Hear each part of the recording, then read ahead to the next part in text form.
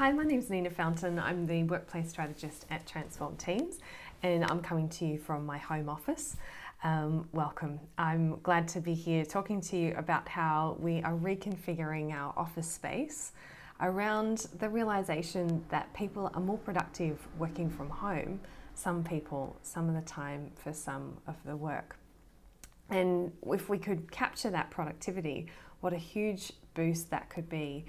There was a Stanford study way back in 2013 that showed that people were up to 22% more productive working from home if they opt in to work from home. So creating this choice to work from home more and to use the office space in a different way is really powerful in my view.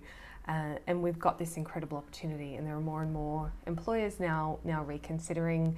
A colleague of mine just told me that that Salesforce is one of the organisations looking at reconfiguring their office around more of a hybrid work from home, work in the office style. So if that's something you're considering, there are a few things to be aware of, key mistakes that you don't want to make as you lean more towards this isolate to concentrate, convene to collaborate arrangement, to quote Harvard Business Review way back from 2015, but it's still a good guide to our work style. So a few things for you to consider. I would really suggest that you look at the sharing behaviours in the space and don't set those as unreasonable. So an extreme example would be, it would be unreasonable to expect people to need to jump off a workstation after 15 minutes of landing there, or within an hour, for example. So there is a need, people do have a need to have somewhere to store their stuff and some kind of home base to come back to even when they're collaborating. So that could just be a locker, but just have a look at that those sharing times as well, and that behaviour around that.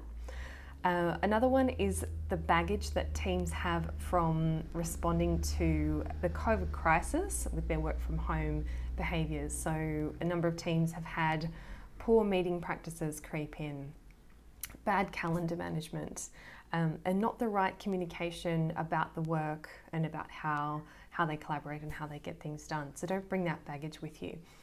And similarly, if you've got the chance to redesign and to rethink your workplace, then keep in mind that there's good research from Steelcase that showed a really high correlation between workplace satisfaction, as in around the building design, and employee engagement. And with engagement as the strongest driver today that we're looking to manage and to support for our people to be productive, that engagement factor is really key. We don't want to forget that we want to, instead of taking the chance to just tweak around the edges, why not have a look at how you can improve the whole approach.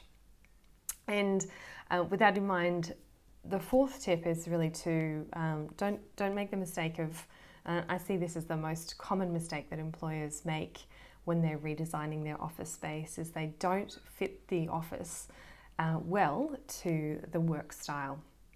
So that work style is influenced by the nature of the work, a little bit by personality and preferences, but it is also really driven by the organisation and the types of outcomes that you're looking to achieve. So if you need help with that work style, that's our specialty. We can really easily set you up with our work style survey.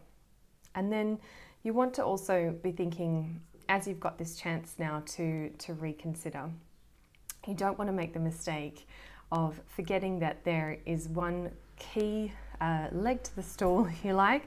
So there are three key enablers for a flexible workplace. The two that you're most familiar with, the building, office and design, and the technology, mobile technology to go with that, to support that, to enable people to access information wherever they are and to collaborate.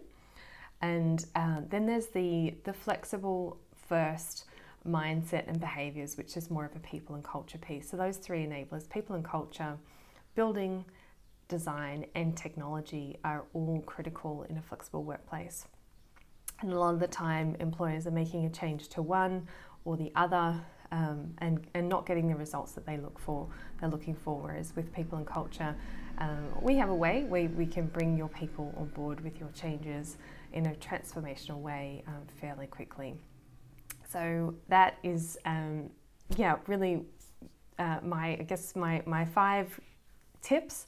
Don't make these mistakes if you are looking at reconfiguring your office at this point in time. Hope that helps. And for more like this, visit us over at transformedteams.co. See you there.